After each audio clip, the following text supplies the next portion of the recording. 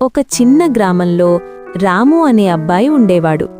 అతని కుటుంబం చాలా పేదది. అతని నాన్న కూలి పని చేసేవాడు. అమ్మ ఇంట్లోనే చిన్న చిన్న పనులు చేసేది. కాని రాముకి ఒక పెద్ద కల ఉండేది. నేను పెద్దవాడినయ్యాక మా అమ్మా నాన్నకి మంచి జీవితమివ్వాలి అని. అతను చదువులో చాలా తెలివైనవాడు. కాని పరిస్థితులు మాత్రం అతని పక్షంలో ఉండేవి కాదు. ఒకరోజు రాము స్కూల్ నుంచి వచ్చేసరికి వారింట్లో కరెంటు లేదు. అమ్మ చెప్పింది, రాము, బిల్ కట్టడానికి డబ్బుల్లేవు బాబూ, అందుకే కట్ చేసేశారు. రాము కాసేపు మౌనంగా ఉన్నాడు. కాని చదువు ఆపలేదు. అతనొక చిన్న నూనె దీపం వెలిగించాడు. ఆ చిన్న దీపం వెలుతుర్లోనే చదవడం మొదలుపెట్టాడు. అమ్మ కళ్లలో నీళ్లు. నా బిడ్డ ఎంత కష్టపడుతున్నాడు అని అనుకుంది. సమాజం నుంచి అవమానం. గ్రామంలోని కొంతమంది అతన్ని చూసి నవ్వేవారు. ఏరా రాము, ఈ చిన్న దీపంతో చదివి ఏమవుతావ్?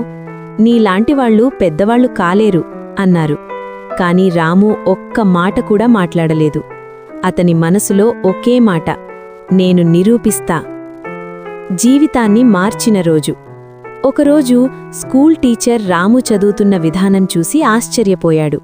టీచర్ అడిగాడు, రాము, నువ్వు ఎక్కడ చదువుతున్నావ్?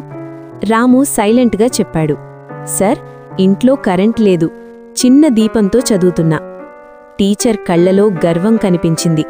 ఆ రోజునుంచి టీచర్ అతనికి సహాయం చేయడం మొదలుపెట్టాడు. పుస్తకాలిచ్చాడు, గైడ్ చేశాడు, మోటివేట్ చేశాడు. విజయం. ఫలితాలు వచ్చాయి. రాము జిల్లా టాప్ చేశాడు. గ్రామం మొత్తం షాక్ అయింది. అదే మాటలు చెప్పినవాళ్లు ఇప్పుడు అతన్ని చూసి గర్వపడుతున్నారు. తర్వాత రాము పెద్ద ఉద్యోగం సంపాదించాడు. మొదటి జీతంతో తన ఇంటికి కరెంట్ కనెక్షన్ పెట్టించాడు. మరియు తన అమ్మకి ఒక కొత్త ఇల్లు కొన్నాడు.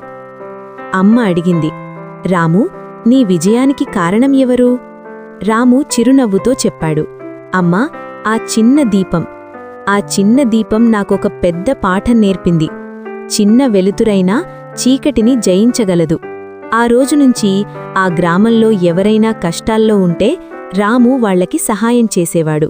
ఎందుకంటే అతను తెలుసుకున్నాడు, కష్టాలు మనల్ని ఆపడానికి రావు, మనల్ని బలంగా చేయడానికి వస్తాయి. మోరల్. పరిస్థితులు బలహీనంగా ఉండొచ్చు, కానీ మన సంకల్పం బలంగా ఉంటే విజయం తప్పకుండా వస్తుంది. మీకు ఈ వీడియో నచ్చినట్లయితే ఒక లైక్ చేసి మన హాస్యవేదిక ఛానల్ను సబ్స్క్రైబ్ చేసుకోండి.